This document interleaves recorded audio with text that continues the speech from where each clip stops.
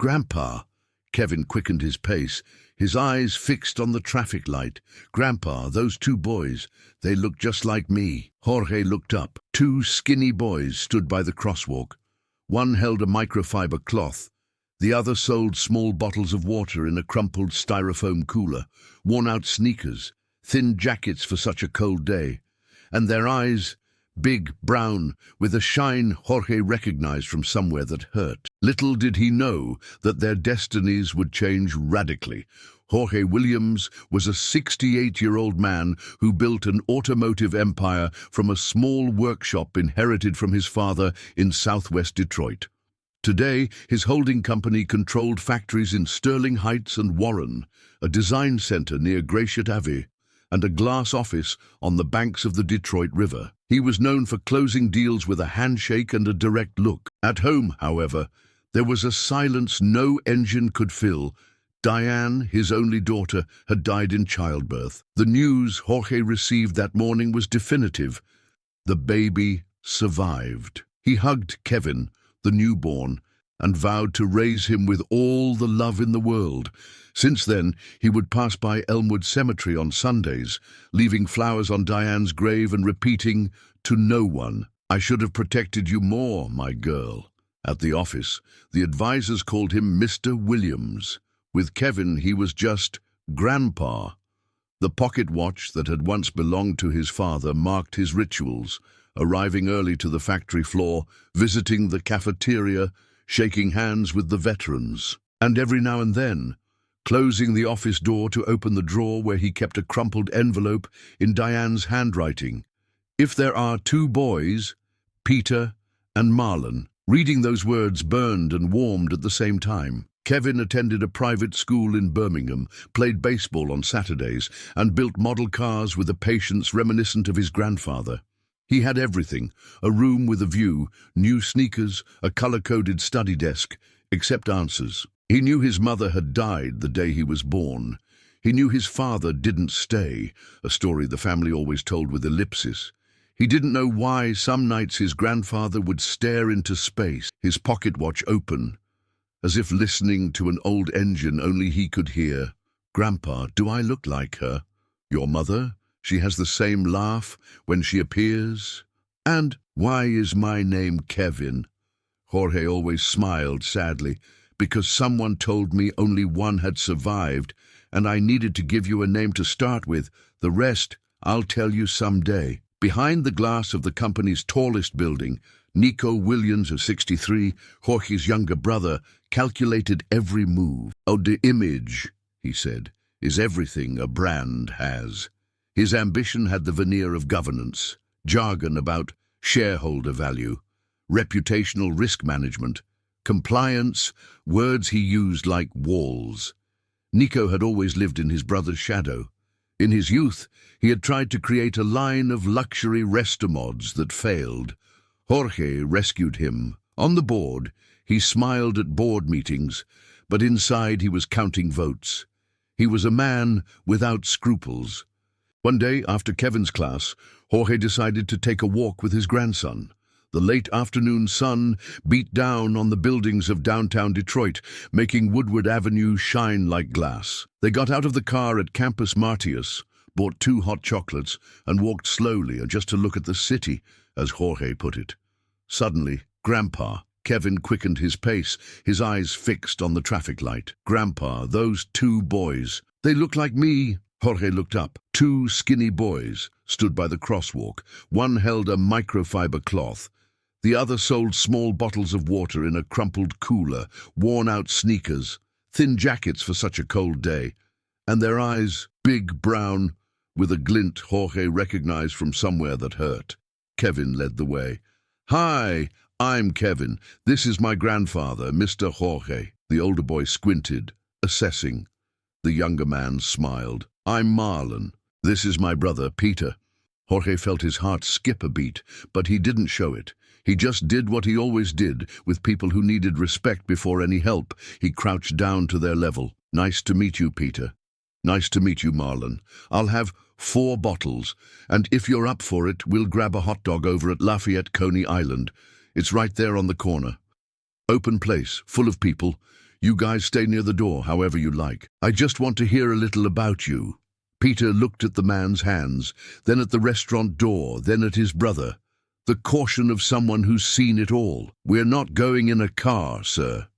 I'm not even going to offer a car. It's here, walking, and you guys decide when to leave, okay?" Marlon nudged his brother.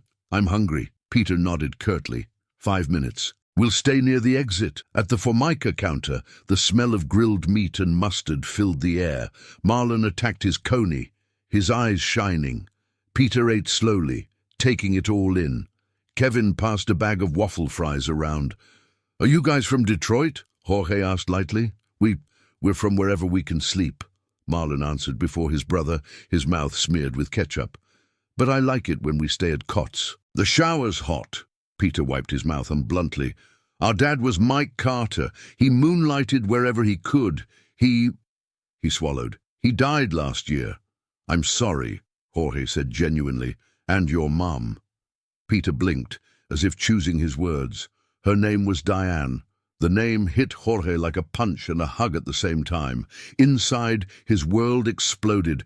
Outside, he kept his face calm. "Diane, pretty. Do you remember her?" Marlon pointed to his jacket pocket. "We have a little piece of a photo. Dad kept it." Peter carefully removed a yellowed snippet. Half of a woman's smile, hair tied back, a D, and the beginning of an address on the back. "Jeff." Jorge closed his fingers around the pocket watch inside his jacket, steadying his trembling hand. It was Diane's smile. It was the Jefferson he knew by heart. "Can I?" he asked, touching just the edge of the paper. "Thank you.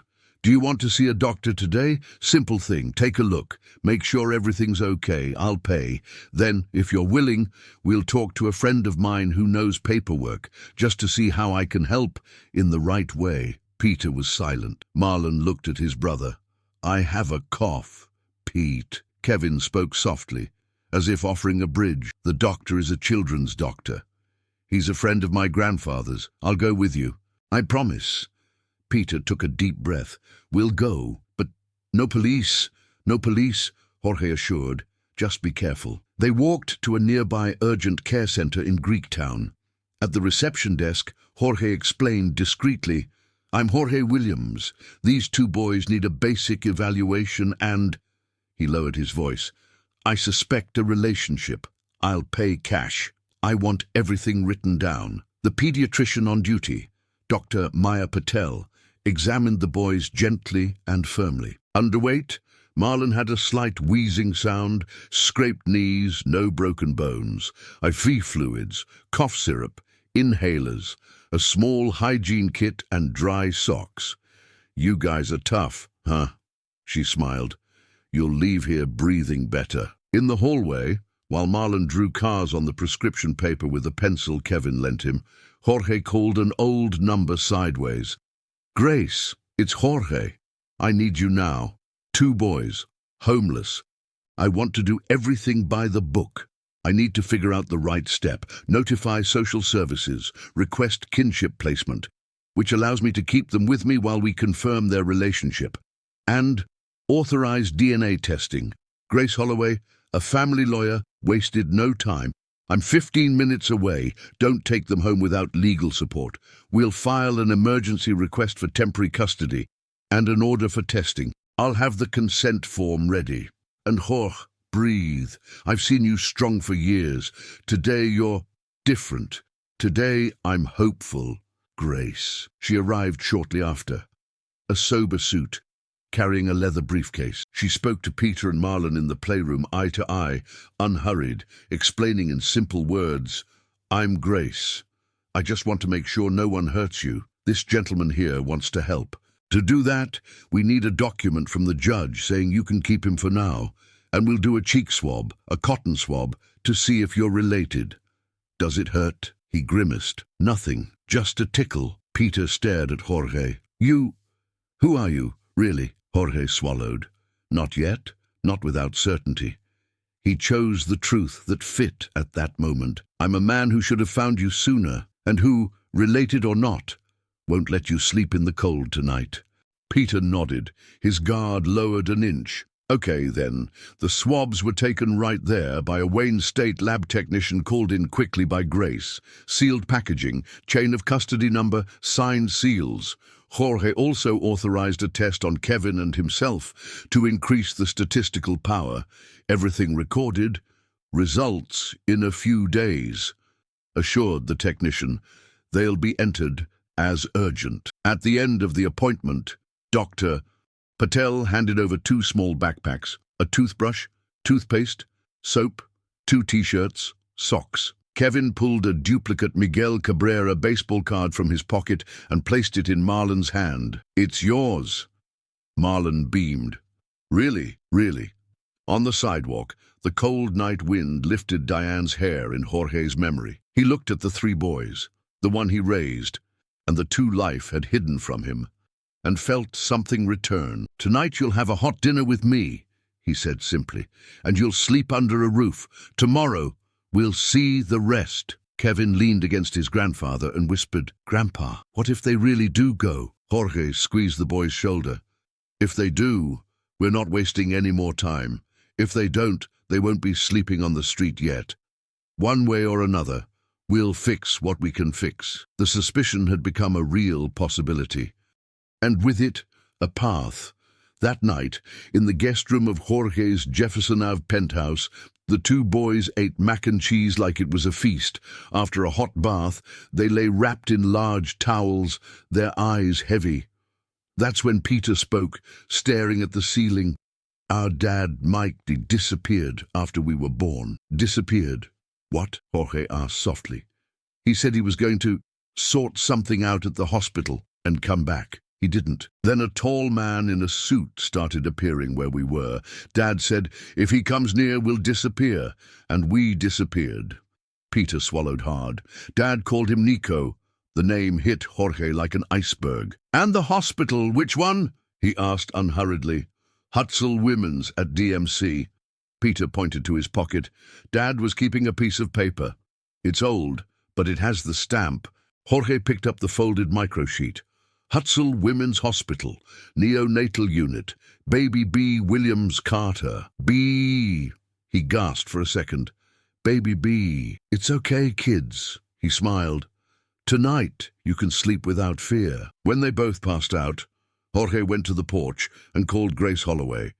"Grace, I need more than temporary custody. I need access to old medical records. In Diane's case, they said only 1 baby survived. Now I have a piece of paper saying Baby B. We'll request it via subpoena, and I'll contact hospital compliance right away. If they've messed with this, we'll find it." He hung up and called his head of security, Bennett Cole. "No one comes in. No one leaves without checking. No posts, no photos. The boys are registered in the building as our family guests. And Bennett, see if there's a car following us. I've seen a black SUV with a covered license plate crossing Jefferson twice. I'm going after it." In the morning, Judge Evelyn Hart of the Wayne County Family Court approved the emergency kinship placement request. Legally, Peter and Marlon could stay with Jorge until the hearing. As he left the courthouse, Jorge's phone vibrated. Unknown number. "Mr. Williams." The voice was smooth, cold. "This is Nico. I'm hearing some stories. Street kids. Beware of imposters. People like that stick." "And you, Nico, stick to what?" Jorge replied patiently. "To the family image. You're vulnerable, brother. If I were you, I'd return these boys to social services before the press throws a fit." "Thank you for your concern," Jorge concluded, his hand firm. On the way home, Bennett warned, "We had a tail. The black SUV. When your car pulled into the parking lot, he headed for Land-Covered sign, something for people with money and fear." At the hospital, Grace and Tom Redding, a contract investigator, sat with the DMC compliance director. "We need patient Diane Williams's complete medical record, date such and such, and the neonatal records," Grace said. "The case is partially sealed," the director replied uncomfortably. There's an old confidentiality request signed by," she checked the screen, "by a family guardian. Name?" Tom leaned closer, as if sniffing. Nicholas Williams. Grace rested the folder on her knee. We'll need a court order to break this confidentiality, and I'll ask for it right now. In the meantime, check the accesses. Who's accessed this record in recent years? The spreadsheet came. Logins. Times. A strange pattern. Accesses after hours. Always after 11 p.m. for years. Two familiar names from the past. Dr. Morse, retired, and Leah Stone, former medical records administrative manager who, by chance, went to work at Nicholas's foundation. Tom wrote down the names. This smells like old manipulation, he said dryly. At home, Kevin was talking to the boys. The top bunk is really high. Marlon laughed, fascinated. It's a bunk bed, man, Kevin explained proudly. I sleep on the top one when I'm here. Today it's yours. Peter stood still, his hand on the railing. Why are you doing all this? Because no one should sleep scared, Kevin replied sincerely. And because you have my nose.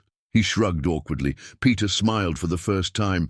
Yours looks like mine too. Jorge leaned against the door, listening, his heart tight and warm at the same time. That night, Grace sent a message. DNA processing. I've requested a medical record seal. Hearing in 72 hours. Bennett immediately appeared, serious. Sir, I received an anonymous memo in the lobby. It said, CPS has been contacted. Report. Billionaire kidnaps street children. Nico! Jorge clenched his fist and unclenched it again. You want to force me to hand over the boys out of fear? Let's do it the right way. He picked up the phone and called the Child Protective Services supervisor. This is Jorge Williams. Before a fabricated complaint arrives, I'm informing you that I have a court order for kinship placement, number such and such. My doors are open for inspection at any time. Mr. Williams, the supervisor replied professionally. Yes, we are receiving calls today. We can schedule an immediate visit. Now, Jorge said. Bring whoever you want. There's a folder with medical reports and prescriptions, and the children are fed, bathed, and have made their beds. 2 hours later, the CPS came by and saw toys on the floor. A backpack with clean clothes, marked appointment cards, and labeled medication. The inspection was impeccable. The children are fine, the supervisor concluded. We'll continue monitoring them, but for now there are no restrictions. As the door closed, Jorge's phone dinged, a new email from Grace with screenshots of the hospital system. One of the fields, neonatal discharge, appeared duplicated and then deleted by administrator within the same minute. The username, Leah Stone. Jorge leaned against the window and stared out at the city lights. You messed where you shouldn't have, Nico, he murmured, and I'm going to undo every single knot. In the next room, Kevin whispered to the boys, We're having breakfast at Hudson Cafe tomorrow. They have blueberry pancakes. Blue. What? Marlon laughed. You'll see. From the hallway, Jorge heard the laughter and smiled. Outside, a black SUV drove slowly down Jefferson and turned onto the next. Bennett took a picture and sent it to Tom. The board was set, DNA running, secrecy about to fall, CPS in place, and Nico moving in the shadows. The smell of blueberry pancakes was still in the air when Jorge's phone vibrated. They were at Hudson Cafe, the three boys sharing a tall stack of pancakes, when a text from Grace Holloway appeared. Results ready. Come now. Bring the kids. Time for a quick trip, Jorge said, trying to sound calm. Kevin, take the juices to go. Peter asked Marlon, We're going to see a friend of mine downtown. 15 minutes later, they were ascending the Art Deco elevators of the Guardian building in the heart of Detroit. In Grace's office, a manila folder sat on the desk, seal intact, and 2 extra chairs pulled out for the boys. It came from Great Lakes Forensic Genetics, Grace explained, taking a deep breath. Perfect chain of custody. Samples from Jorge, Kevin, Peter, and Marlon. Everything's here. No one sat down. Grace broke the seal, flipped through, and placed 3 pages face down for Jorge. He read silently, his eyes growing moist before his voice broke. Combined Grand Paternity Index, 99.9997% for Peter Williams Carter. Combined Grand Paternity Index, 99.9996% for Marlon Williams Carter. Conclusion. There is extremely strong genetic evidence that Jorge Williams is Peter and Marlon's biological grandfather. He repeated softly, as if confirming what his heart already knew. Kevin squeezed his grandfather's arm. "I meant the nose," he whispered with a nervous laugh. Peter looked from one to the other, unsure what to do with his hands. "That means that you are—" he stammered. Jorge took a step forward, crouched down until he was level with them. "It means I am your grandfather." His voice faltered, but was firm in the end. "And that my house is your house." Marlon, who always seemed quicker than words, threw himself into Jorge's arm. Peter took a second, then followed suit. The hug turned into a tight knot in the middle of the room. Kevin stepped in on top, wrapping his arms around them. "Brothers," he said unceremoniously. "You're my brothers." When they let go, Jorge pulled a small frame from his briefcase, containing a photo he never left out of sight. Diane, smiling at an old picnic, her hair flying, the sun bursting in the background. "This is your mother," he said, showing it carefully. "Diane, my daughter. She chose your names long before you were born, Peter and Marlon. Whenever I said one day, she'd say, 'It'll be like this.'" He took a breath. "She left at birth. I thought I'd lost everything that day." Peter brought his face closer to the photo, as if trying to enter it.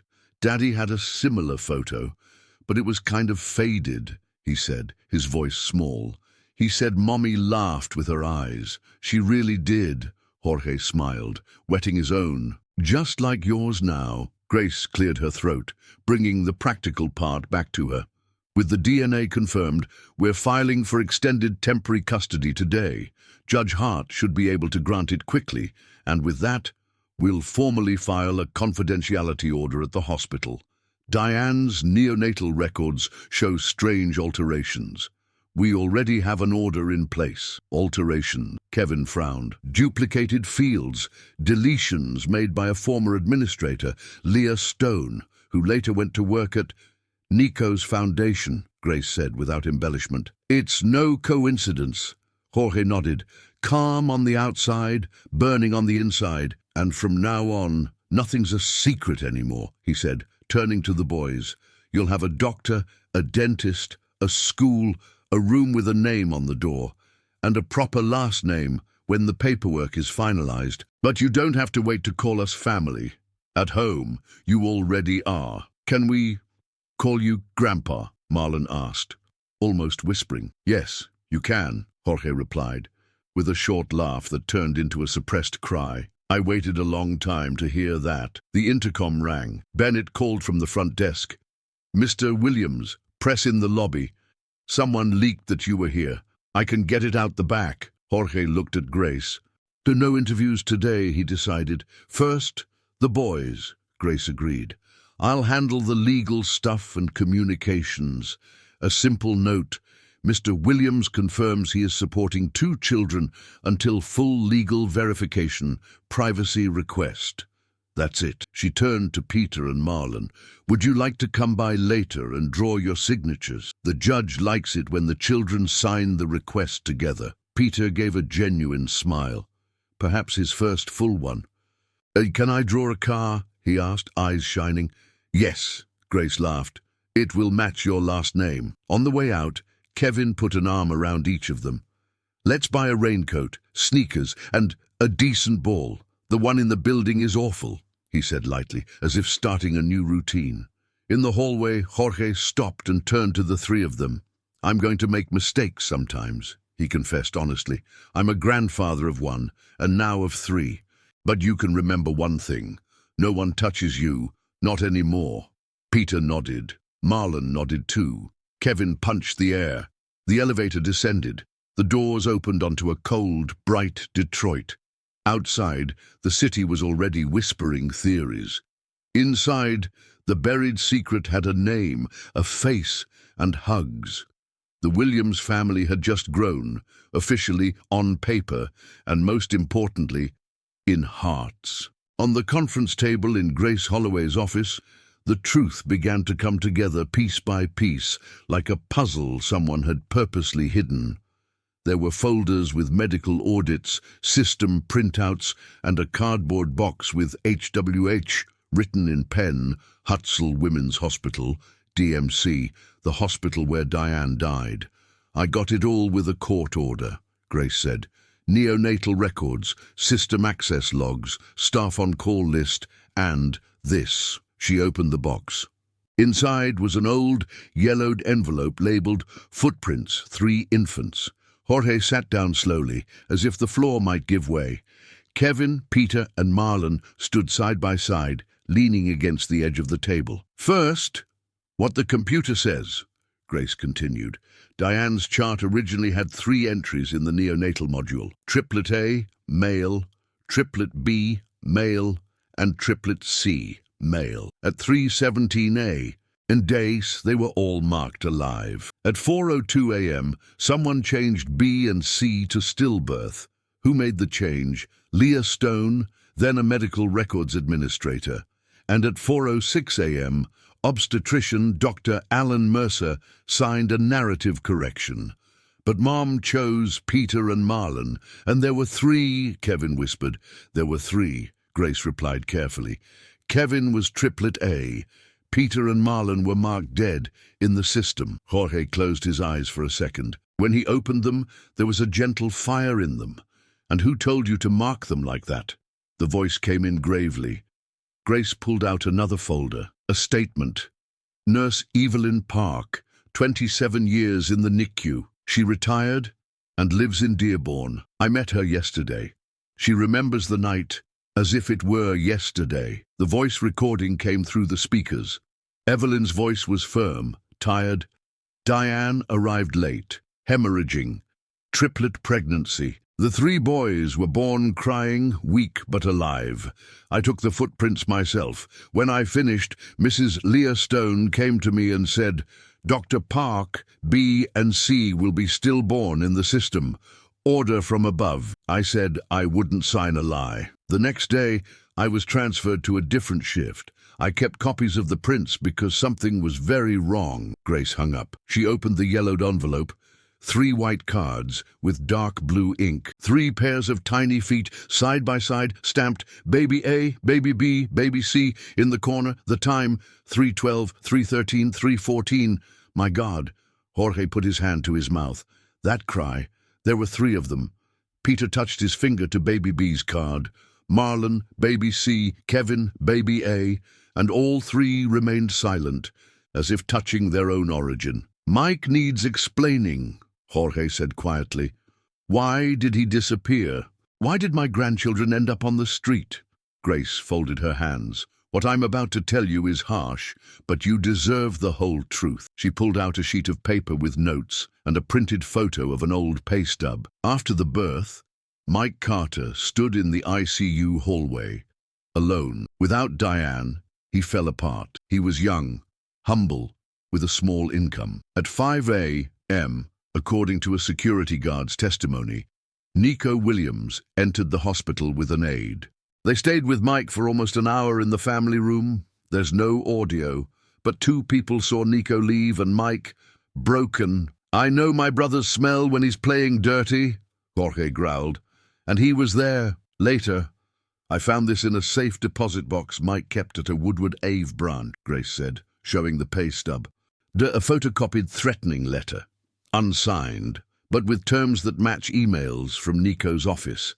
To preserve the Williams family's image, the twins cannot be recognized. If you speak, you take away the only thing you have left. If you keep quiet, we will take care of them. And a card with a phone number, which belonged to Nico's assistant at the time. He was blackmailed, Jorge concluded, and scared, Grace said. Mike was grieving. The love of his life had just died. He left the hospital with 3 newborns and no ground to stand on. Within the first month, he handed Peter and Marlon over to a neighborhood caregiver, Lucinda Carter, a distant aunt, with the promise to pick them up when things calmed down. Kevin stayed with you, Jorge, because you arrived and saw the baby. There was no way to fake his existence. Nico couldn't erase Kevin. And why didn't Mike come back? Kevin asked, his voice thin. Grace took a breath before answering. Because he sank. The death certificate states, liver failure at age 29, aggravated by alcohol. Friends said he started drinking after giving birth. Guilt, fear, and Nico's pressure. She closed the file. Mike hid the boys, but he never abandoned them out of malice. He was afraid they would truly disappear. Jorge stood and walked to the window. Detroit passed below, cold and grey. My brother bought doctors, he said bitterly, and robbed me of the chance to mourn all my grandchildren at once and to raise them from the beginning. Grace nodded. Dr. Alan Mercer and neonatologist Dr. Paula Norcross received consulting payments from an entity linked to the Nico Williams Foundation for the next 6 months. I've already requested a breach of bank secrecy.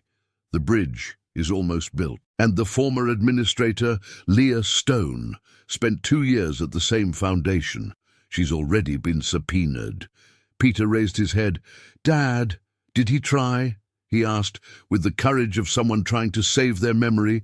Jorge turned to the three of them. He tried as best he could, he said honestly.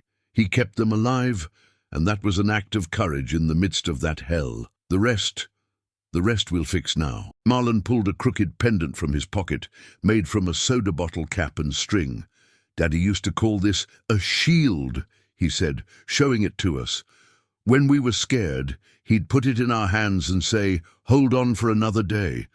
Jorge held the shield as if it were gold. Your daddy was good, he said in a full voice. And the harm they did to him, now there will be a name, proof, and consequences. Kevin approached his brothers, lightly bumping their shoulders. We won't let Uncle Nico do this to anyone else, he said simply. And Daddy Mike will have his name told correctly in our story. Grace collected the footprint cards. These documents will be filed tomorrow, and today I'll file an official correction request. Diane's medical record will be changed from 1 survivor to 3 live births, with a note of document fraud. I'll also request that the state issue new birth certificates for Peter and Marlon, with the last name Williams included, if you want. Peter and Marlon looked at each other. Peter nodded first. Marlon followed. We want to belong, Peter said, but we also want to carry Carter. Over Daddy, Jorge smiled through his tears. Then it will be Williams Carter, he decided, tenderly and firmly, because our family doesn't erase anyone. Grace closed the last file. Next step, Nurse Evelyn's statement, doctors, interviews, search and seizure of Nico's house and the foundation, and get ready. When we go to court, he'll fight dirty. Jorge placed his hands on the 3 boys' shoulders. We'll fight clean, with truth, and together. Outside, the city remained indifferent. Inside that room, however, a father was forgiven, a mother was honored, and a grandfather swore, in no uncertain terms, that no one would ever again use the word image to justify cruelty. From that moment on, the boy's story stopped being a whisper. It became a voice, and it was ready to be heard in the place cowards hate to tread, justice. The morning after the DNA results, Nico Williams already had a plan in motion. From the top of his glass-enclosed office at One Campus Martius, he called criminal lawyer Victor Lang and 2 old acquaintances from Hutzel Women's Hospital, DMC. I want an emergency petition in family court today, he said breathlessly. Claim risk of forfeiture and undue influence. Use the old narrative. My brother is fragile, looking for replacements for his dead daughter. Within an hour, Victor Lang fired off a press release. Tycoon manipulates tests and removes children from long-term caregiver. On local forums, profile bots were pushing the same question. Coincidence that DNA would appear right now. At 2:15 p.m. the blow came from the cruelest side. 2 social workers from the MDHHS, Michigan Department of Health and Human Services, appeared with 2 police officers at the entrance to Jorge's building. Mr. Williams, we have an ex parte order signed by Judge Carl Denton, said Assistant Melissa Pratt, showing the paper. A complaint of wrongful detention. It orders the provisional custody of Peter and Marlon for 72 hours, pending a custody hearing. Depending on availability, they will be transferred to different units. Jorge's heart sank. Separate them? They're brothers, he protested, and there's already a DNA test, a custody petition filed, and a formal complaint against my brother. I understand, sir, Melissa replied professionally but tensely. It's a court order. Judge Denton wants to avoid family conflict and media exposure. Kevin emerged from the hallway with tears in his eyes. You're not going to separate my brothers, he said firmly, holding Peter and Marlon's hands. We just met. Grace Holloway was already rushing over the speakerphone. Jorge, listen to me. Don't be confrontational. Ask for a record that there's a suitable relative willing to accept kinship care. Demand that they note the legal preference for kinship in the report. I'm requesting a stay with Judge Harriet Bloom now. In the elevator, the doors were closing with the boys hugging when Melissa's phone vibrated. Victor Lang had attached evidence to the petition, a custody agreement supposedly signed by Mike years ago, acknowledging that, by their father's wishes, the twins should remain away from the Williams family to protect their image. Under the seal, a familiar name, Leah Stone, as a witness. That's false, Jorge said, skimming it. I can smell Nico's lies. It'll be easy to prove, but there's no time today, Grace interrupted over speakerphone. Denton agreed to take the restraining order, hold the boys, look them in the eye. Promise it'll be for a short time. I'm with Bloom. In the lobby, the press corps Nico had summoned were already waiting. Mr. Williams, is it true you bought the DNA tests? A reporter shouted. Are you destabilized by your daughter's death? Another one retorted. Jorge took a deep breath, walked past them without answering. He crossed the sidewalk to the MDHHS van. Peter was shaking. Marlon was trying to be brave. Look at me. Jorge crouched down, getting to their level. I found you. I won't lose you again. This is a strong tide, but it will pass. Aunt Grace is with a judge who listens. Hold on for another day. Kevin removed the bottle cap shield pendant from his neck. Keep it with you, he said, putting it in Peter's jacket pocket. If you're scared, hold on. There are 3 of us. The social worker cleared her throat uncomfortably. We can let them stay together in the same car, she offered softly. But the shelter doesn't have 2 beds in the same house. Please note that the family requested to maintain the fraternal bond and that the state does not have a joint vacancy, Grace said over the speakerphone. Every line counts. As the van pulled away toward the Children's Center on Martin Luther King Jr. You bluffed. Nico watched the live stream, leaning against his desk, a cold smile on his face. Phase 2, he said into the phone. Get Leah and Dr. Alan Mercer for affidavits. I'd also like a doctor to confirm that Jorge has symptoms of cognitive decline. Does he compulsively check his watch? Great, use that. Until the hearing, the narrative was impulsive elderly man manipulating children to replace his daughter. Got it. On the other end of the line, Victor Lang nodded. Within minutes, blogs were repeating the same headline: Elderly businessman battles street children in family drama. On the way, Peter pressed his forehead against the glass, his eyes steady. If he wants to separate us, he said quietly, we'll run away and come back here. Marlon gave a half smile, humorless. Without a map, with a memory, Peter replied, poking at the shield pendant in his pocket, and with Grandpa following us. The van stopped. A guard opened the gate. 2 different houses, 2 clipboards. Peter Carter Williams, House 2. Marlon Carter Williams, House 5, the receptionist read. Peter stood, chest puffed out.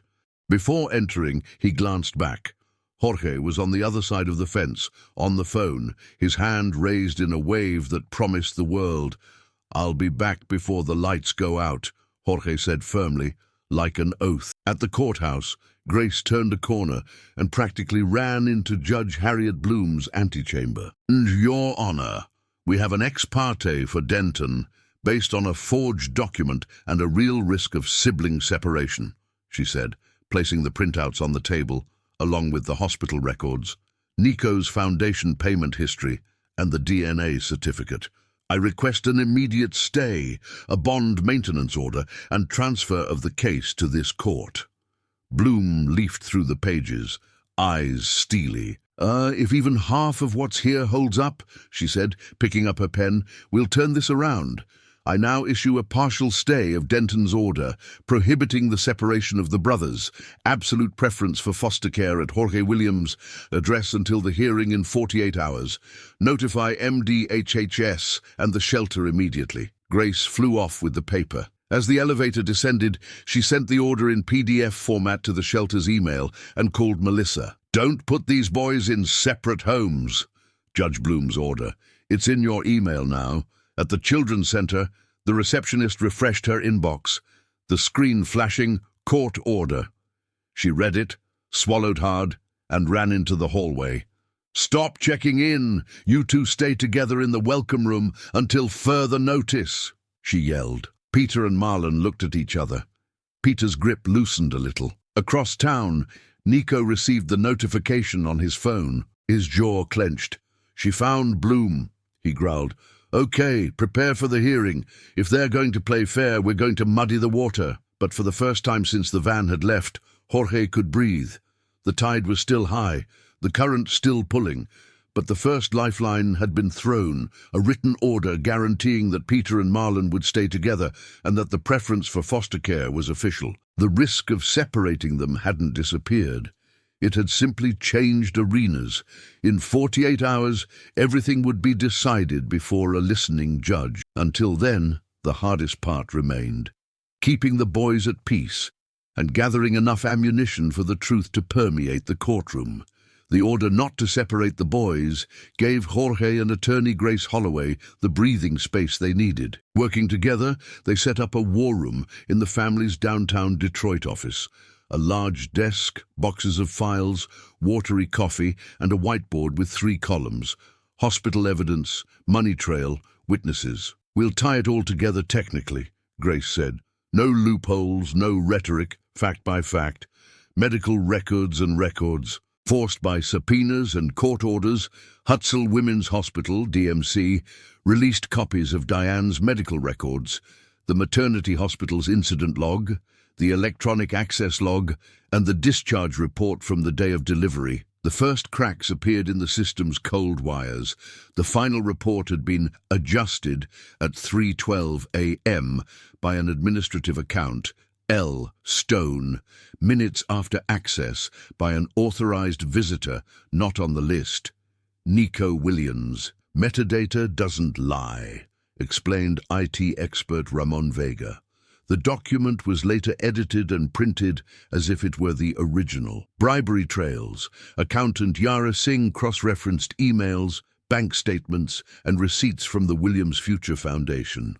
A split payment, 3 installments of $9,050, came from a shell company linked to Nico, Lakeview Consultants, to obstetrician Dr.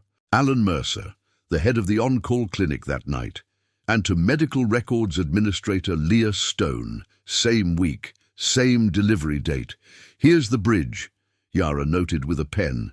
Dirty money coming in through a clean CNPJ, Brazilian Registry of Legal Entities, going out to whoever altered the medical records. Testimonies. With the report on the table, Grace began the hearing. Leah Stone entered tensely, her fingers twisting her wedding ring. I couldn't take it anymore.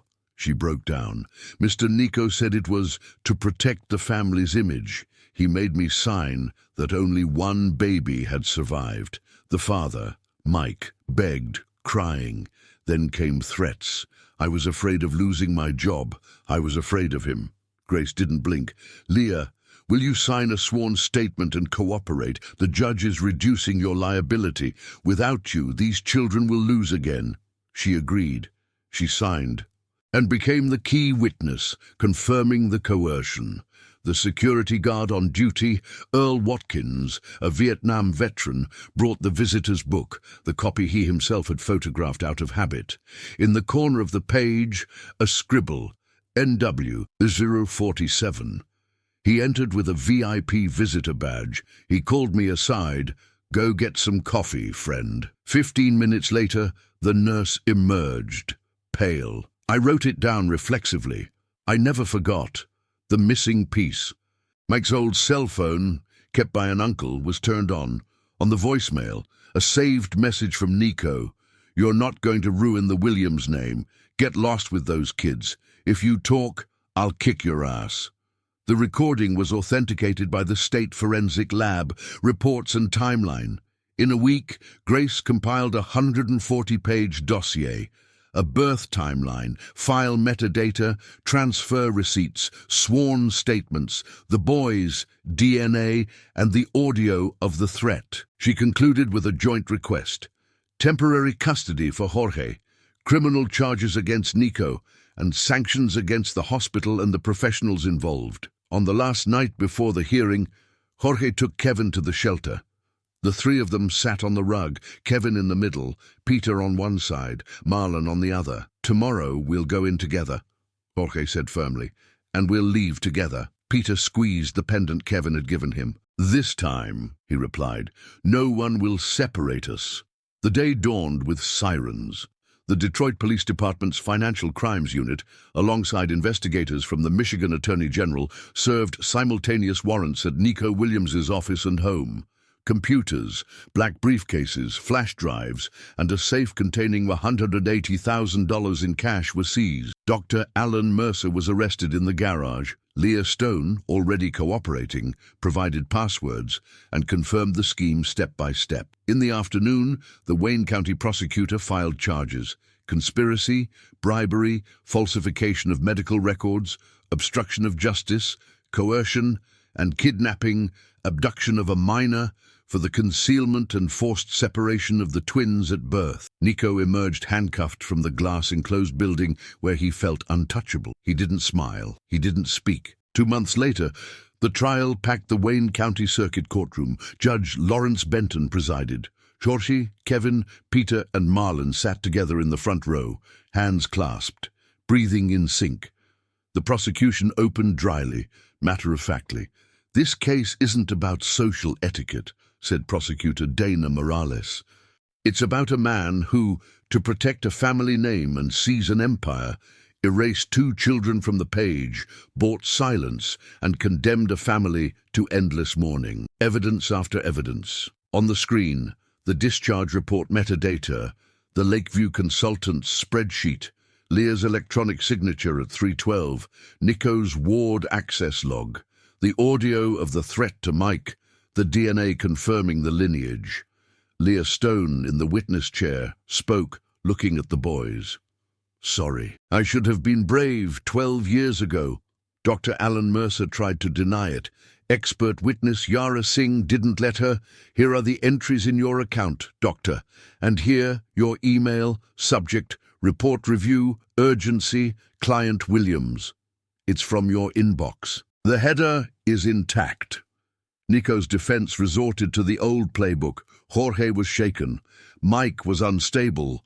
The hospital just wanted to avoid exposure. When they tried to twist the metadata, expert witness Ramon Vega smirked. Code is impartial. Or did you program the universe too? Jorge didn't step up to the podium. He spoke briefly when called upon. My daughter, Diane, wanted 3 names for the nursery. I believed them when they told me only one had survived. I was wrong for not suspecting, but I'm not wrong twice. In the back row, Kevin shook his fist. Peter and Marlon brushed shoulders with him.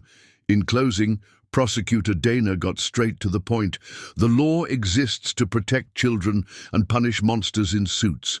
The evidence is overwhelming.